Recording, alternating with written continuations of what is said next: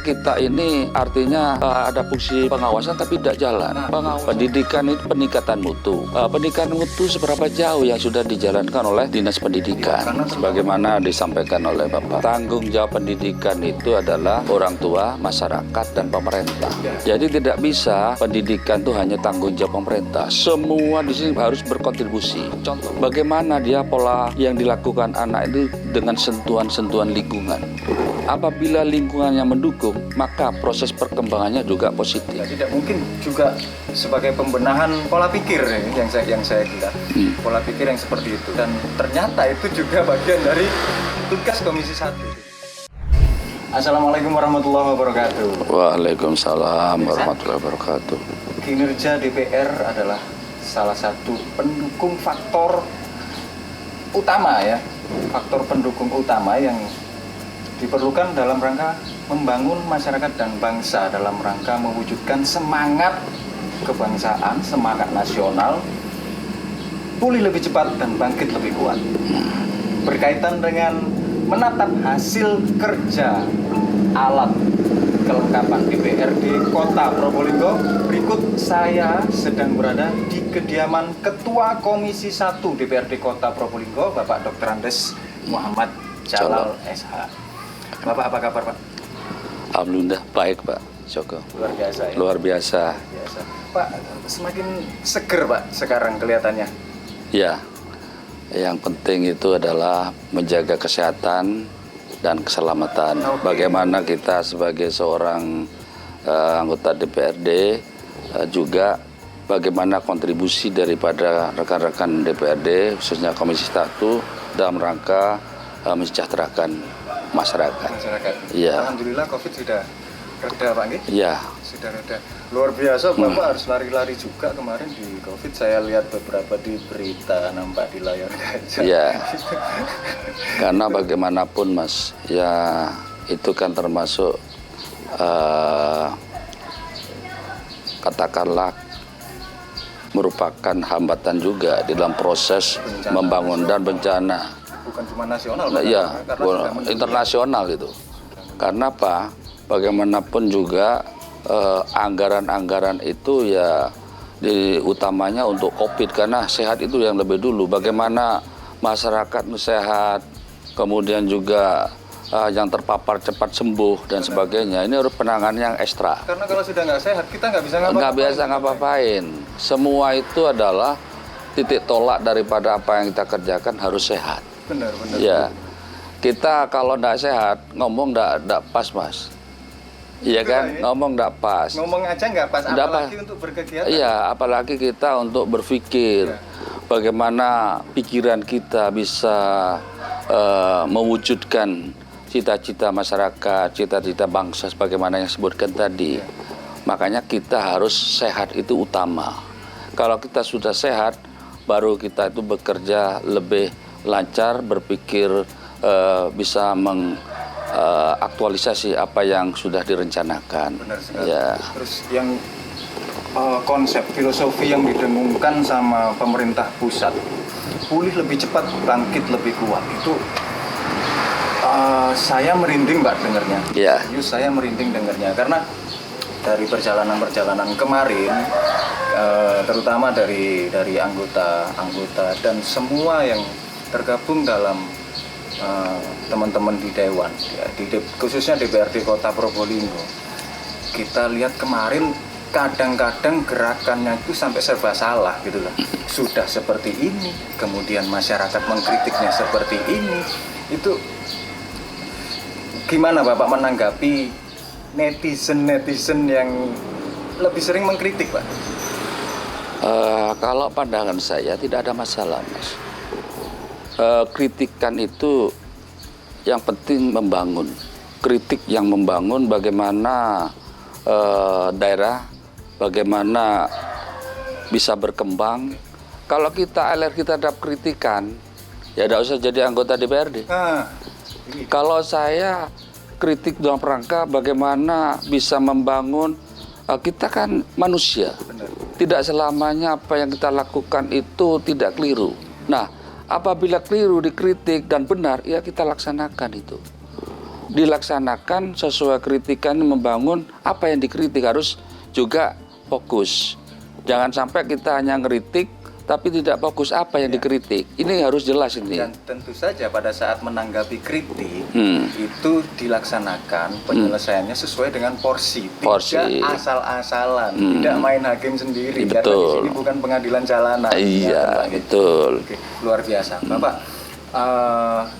sejak 2019 Nggih. di Ketua Komisi 1 ya. Probolinggo. Pak, ruang lingkup kerjaan Bapak di Komisi 1 itu seperti apa sih Pak? Itu menyangkut tentang badan-badan pemerintahan, badan-badan pendidikan, atau yang seperti apa? Karena semuanya anggota DPR itu adalah sama. Iya, betul. Kemudian ada Komisi 1 itu bisa diceritakan Pak? Ya, sebagaimana tadi sudah saya sampaikan, jadi Komisi 1 itu punya mitra kerja.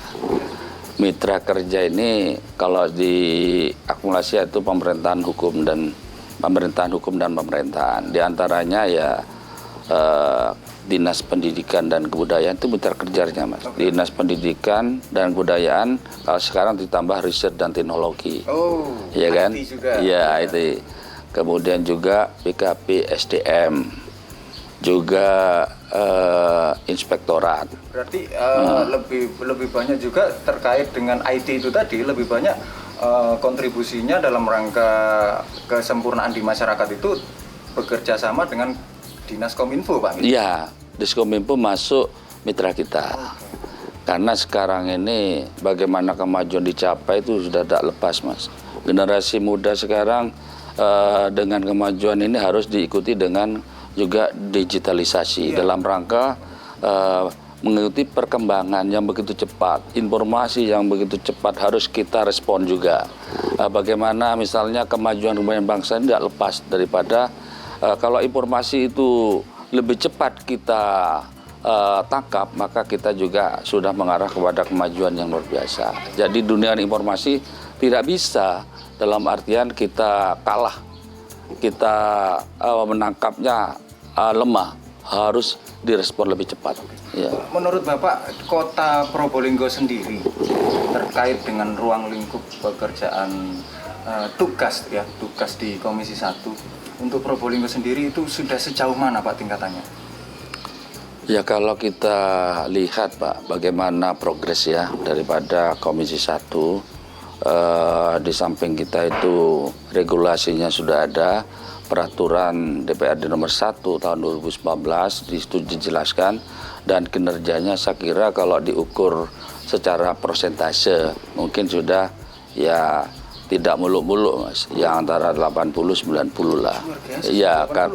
Berarti Probolinggo sendiri sudah siap go internasional sebenarnya, Pak.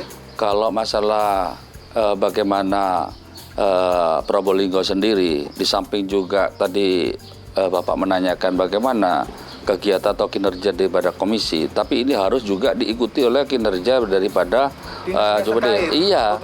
otomatis tidak bisa di lembaga pemerintahan, baik itu lembaga eksekutif, legislatif, tanpa adanya kerjasama mereka semua itu nol besar, Pak. Betul, Pak. Akan timbang sebelah ngaten. Iya. Sebagai contoh, saya juga akan di Banggar. Contohnya misalnya dari UPD atau SKPD mengajukan suatu anggaran. Nah, itu perlu perencanaan, kemudian pelaksanaan dan pertanggungjawaban. Dan aktualisasi ini kan perlu dipantau. Sebagai fungsi pengawasan daripada DPRD bisa dilihat di situ. Bukan hanya mengesahkan anggaran, tapi bagaimana itu bisa berjalan dan bisa menyentuh masyarakat. Jangan sampai kita ini artinya ada fungsi pengawasan tapi tidak jalan. Pengawasan sangat efektif apabila ditindaklanjuti turun, Mas. Turun. Misalnya dalam hal proses pendidikan. Pendidikan itu peningkatan mutu. Pendidikan mutu seberapa jauh yang sudah dijalankan oleh Dinas Pendidikan. Ya, karena terutama pendidikan kemarin di masa pandemi selama yang lebih kurang 3 tahun. 3 tahun masa pandemi itu saya sendiri selaku orang tua, karena saya juga punya anak yang bersekolah, itu merasakan penurunan dari tingkat kualitas pendidikan itu sendiri, karena bagaimanapun juga kita seperti yang tadi sebelum saya kesini saya juga masih dalam meeting Zoom, itu akan sangat berbeda sekali meeting dengan pertemuan atau meeting dengan yang pakai sarana digital. Itu kerasanya beda sekali, Pak. Jadi ini apa enggak semakin berat sebenarnya tugas Komisi 1 pasca pandemi ini, Pak? Ya, Maka mengawal itu. kita tetap optimis. Dalam artian begini, Mas. Sekarang pembelajaran itu sudah ada perubahan yang sangat signifikan. Dalam artian pembelajaran merdeka dalam belajar. Kemudian ada sekolah-sekolah penggerak, di mana dari tenaga pendidik, dalam hal ini kepala sekolah sampai guru-guru dan siswa harus ada ritme yang sama. Dalam artian ritme yang sama ini adalah kalau dulu bagaimana pola pembelajaran, di mana guru itu lebih banyak berceramah, guru lebih banyak istilahnya itu aktif. Nah sekarang ini kebalik. Namanya dulu itu siswa, sekarang sudah peserta didik. Dalam artian penekanannya adalah peserta didik ini harus aktif. Nah, Assalamualaikum warahmatullahi wabarakatuh. Waalaikumsalam warahmatullahi. Saat ini saya berada di Desa Pandean, Kecamatan Paiton, Kabupaten Probolinggo. Ini saya bincang-bincang dengan petani muda yang namanya sebenarnya Pak Subakri. Tapi berhubung daerah sini itu intinya memanggil putra yang pertama namanya Firda, beliau dipanggil Bapak Firda, kayak gitu Mas Firda ya. Gini Mas Firda, kita mau tanya-tanya, kok tanaman sampan itu cabai besar ini luar biasa ini, batangnya besar seperti kayak gini Mas Firda ya. Iya. Bunganya banyak, buahnya luar biasa, besar panjang. Ini kalau boleh tahu Mas Firda, usia tanaman cabai besar usianya berapa? Ini Pak Rohim, ini umurnya sekarang 50 hari. 50 hari. Ini saya tanam bulan 7 tanggal 11 Pak Rohim. Kayak gitu. Sekarang bulan September. Berapa? Iya. 9. Bulan tanggal 9. 1 sekarang.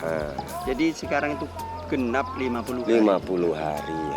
Kalau ini Mas Firda, Nun Sewu, kayaknya ada milik lahan tetangga sampean di sebelah ini.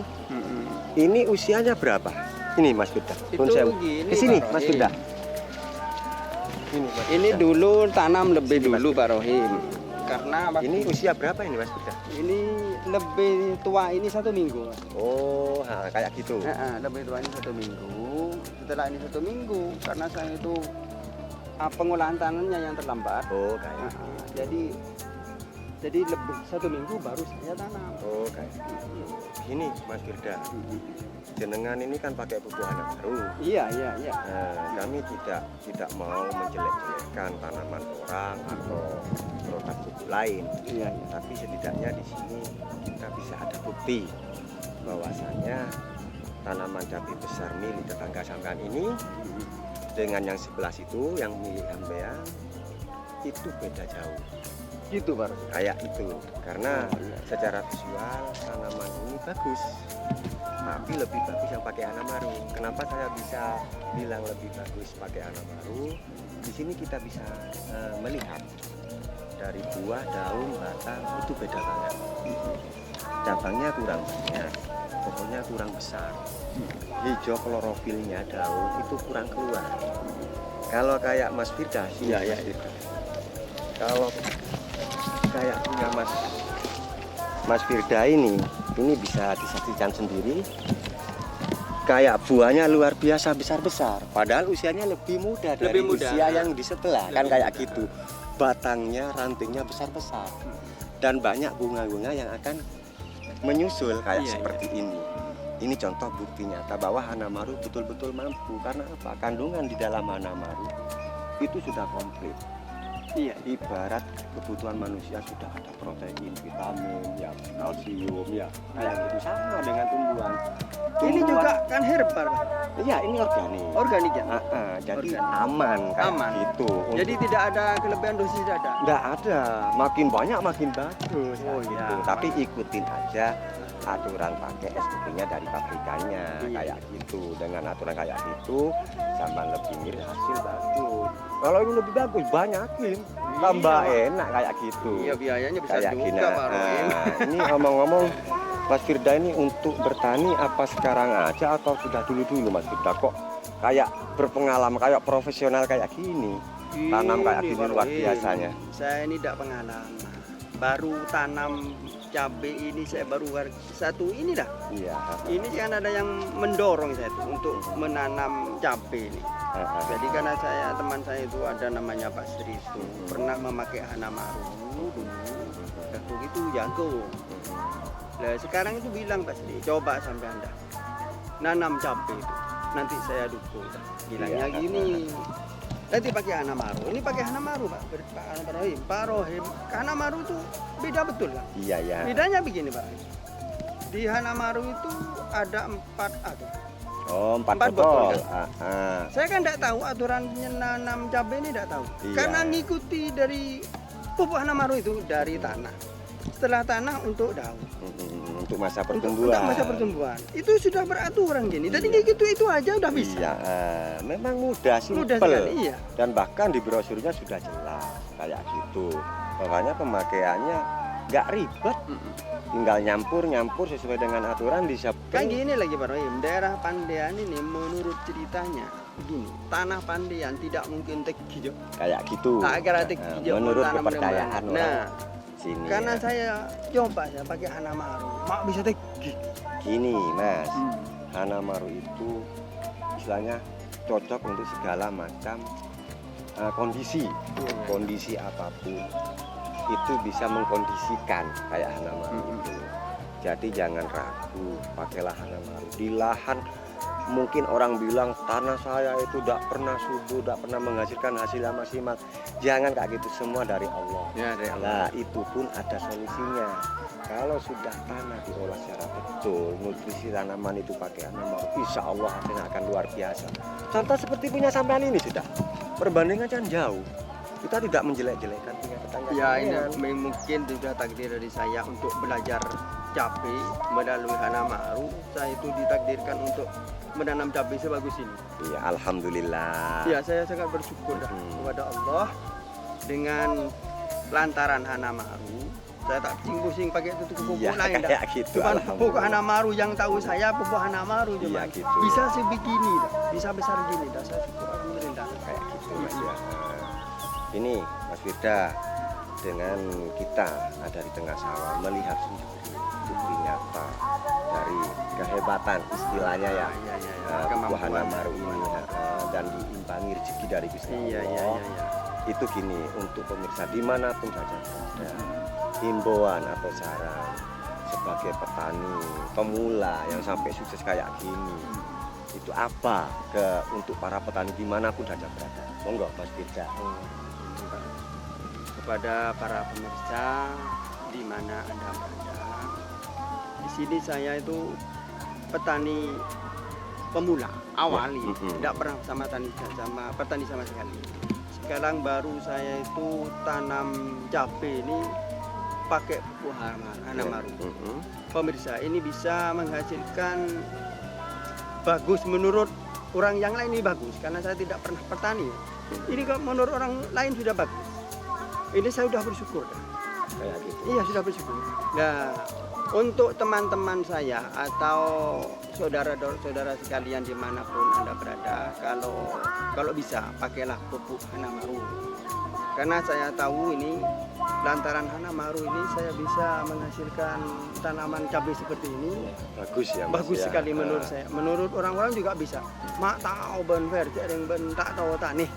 Bisa tahu nggak dia? Nah, menurut teman saya begitu. Iya. Sebenarnya saya tidak tahu karena saya mengikuti aturan di pupuk itu sendiri. Itu ada soil yang untuk tanah, Nah, beraturan. Setelah itu nitrogen untuk daun dengan batang, kemudian zat BT untuk apa itu pengurai, Penyampurnya penyimbang, itu, zat nyampurnya. pengatur tumbuhnya. Kemudian itu kalium untuk buah. Sudah beraturan itu. Jadi saya tidak usah bingung dan ngikuti itu ya. Ternyata Iya. hasilnya seperti ini. Ya, makanya Mas Firda di dalam kemasan Hanamaru di luarnya kan ada bacaan paket nutrisi tanaman lengkap. Lengkap gitu ya. Jadi kalau sudah ada namanya paket nutrisi tanaman lengkap, di situ sudah kebutuhan segala macam tanaman sudah tercukupi Iya, iya, iya. untuk menghasilkan batang yang bagus, untuk kesuburan, untuk daun, batang, buah, calon bunga itu sudah tercukupi. Kita tinggal ngikor aja, rezekinya Allah, tapi lewat Iya, ini, lewat lewat itu, Hanamaru. lewat Hanamaru Insyaallah. kayak gitu. Insya Allah lewat Hanamaru, para saudara-saudara sekalian, kita pakai Hanamaru. Mari kita pakai Hanamaru. Insya Allah akan menghasilkan yang lebih limpah, lebih bagus, lebih banyak. Begitulah para pemirsa. Barangkali ada yang berminat, bagi teman-teman saya, baik dimanapun juga berada. Bisa, kalau tidak bisa, kalau takut tidak tahu caranya, kalau kebetulan itu kenal sama saya, boleh konsultasi sama saya. Karena saya pemakai Hanamaru.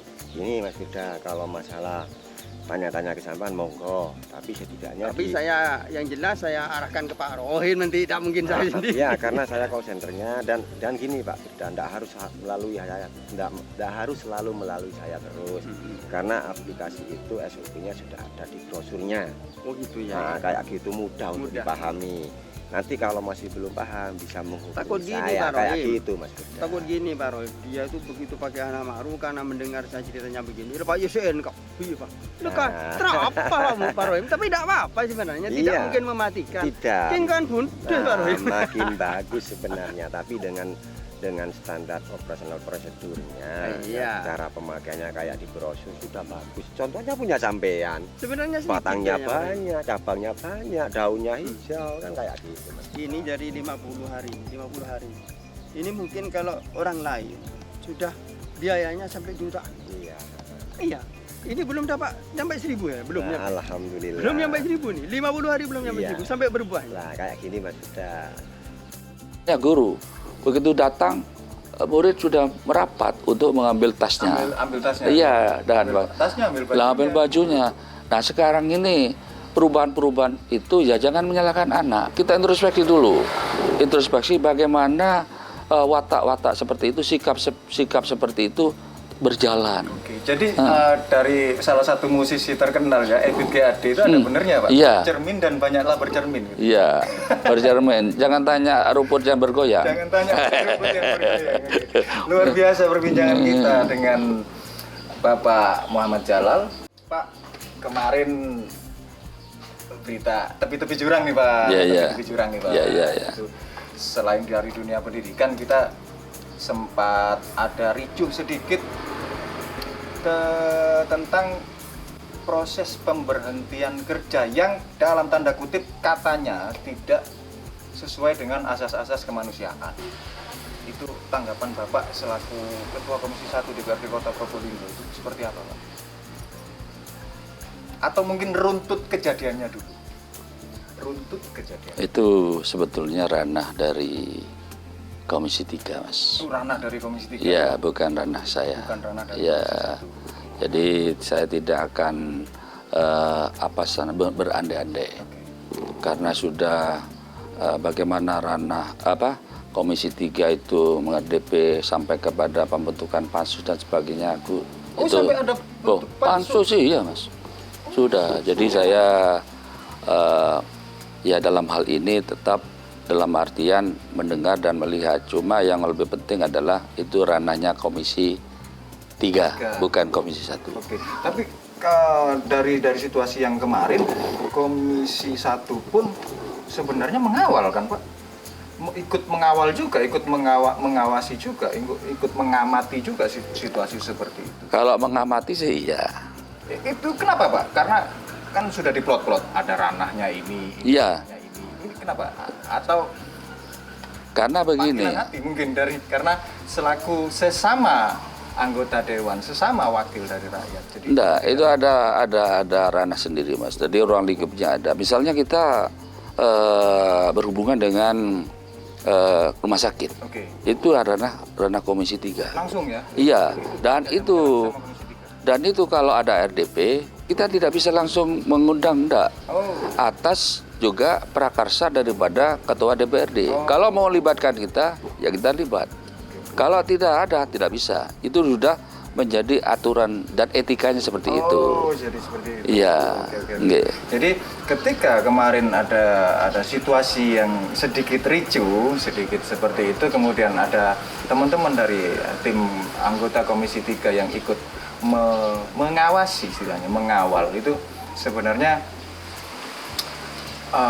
karena sebagai ini aja mungkin Pak ya, untuk karena saling aja mungkin ya, karena yang mungkin yang melaporkan juga masyarakat Kota Probolinggo sendiri, kemudian sebagai anggota dari dari DPRD Kota Probolinggo, hanya aksi kepedulian sosial aja mungkin, jadi dalam rangka mengawal kasus itu sampai. Terus kasusnya gimana Pak?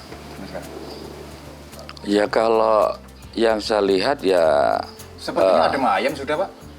ya karena Adem ayam ya mungkin sudah selesai. apa yang sudah dilakukan itu sekarang kan yang lebih penting Mas dari Badan Kepegawaian itu adalah bagaimana jumlahnya tenaga honorer yang kurang lebih 2.190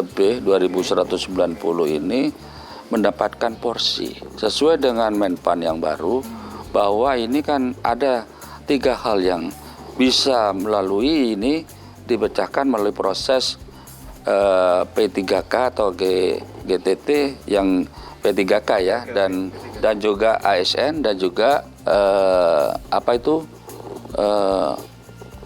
apa Mas? Misalnya yang SMA ya, tenaga bisa jadi pengemudi, bisa juga kebersihan dan sebagainya. Disalurkan ke tempat-tempat yang lain. Iya, tetapi harapan dari Komisi 1, harapan Pak, jangan sampai ini semacam tidak diakomodasi. Oke. Harus sekuat tenaga komunikasikan dengan pusat, komunikasikan dengan BKN, karena apapun seperti contoh Pak ya, pemerintah pusat akan memberikan untuk tenaga-tenaga itu cuma 30% dari anggaran dari APBN. Sementara kita berapa persen harus menanggung, Ya. harus menanggung. Kalau kita lihat PAD kita kan 200 miliar. Tapi kalau kita misalkan kita melihat daerah-daerah lain itu sama, masyarakat nasional sama. Bahkan ada yang sudah terlalu dini itu, akhirnya katakanlah putus hubungan kerja. Nah ini tergesa-gesa. Kalau kita data dulu, data, akhirnya nanti 2023 itu kayak apa solusinya? Ini yang kita tunggu Mas bersama. Tapi setelah sekian lama sepertinya kasusnya sudah santai, dan mereka yang kemarin menganggur sepertinya sudah mendapatkan ladang untuk penghasilan lagi. Mudah-mudahan seperti itu. Karena yang media, dari kacamata media baca, sekarang sudah tidak ada aksi teriak-teriak, sudah tidak ada tuntutan, sudah tidak ada ini. Mudah-mudahan kesejahteraan mereka juga sudah terjamin, ngaten Bang. Mudah-mudahan itu harapan kita semua ya. Karena keputusan pemerintah itu apapun pasti ada buruknya di mata netizen. Ya menurut saya keputusan itu lihat sudut pandang Mas. Sudut pandang gitu. Jadi mesti ada kekuatan dan juga kelemahannya. Dari sudut pandang pemerintah, bagaimana kita menggaji, dari mana dan sebagainya, itu kan pemerintah lebih tahu. Oke. Kemudian kita ini menuntut hak kita. Kita kan tidak tahu proses bagaimana itu. Contohnya yang sudah saya sampaikan tadi, pemerintah pusat hanya menyiapkan 30%. Ya. Ada suatu daerah yang harus mengeluarkan 60%. Wow. 30-nya dari mana, Mas? Nah, itu harus dipikirkan betul. Nah, karena itu dalam hal ini saya hanya menyoroti terkait dengan bagaimana anggaran itu tadi. Jadi sudut pandang antara top down-nya gimana, bottom up-nya gimana. Nah, itu yang harus juga menjadi perhatian. Mudah-mudahan ada semacam apa ya, yang seperti Bapak sebutkan tadi, sudah ada tempat-tempat yang bisa ya betul, Mas. Mudah-mudahan seperti itu. Oke, pemirsa dan semua teman-teman yang hadir, demikian tadi obrolan kita bersama Bapak Dr. Andes Muhammad Jalal SH selaku Ketua Komisi 1 DPRD Kota Probolinggo. Mudah-mudahan Probolinggo akan semakin pesat berkembang seperti slogan pemerintah, pulih lebih cepat, bangkit lebih kuat. Merdeka. Merdeka.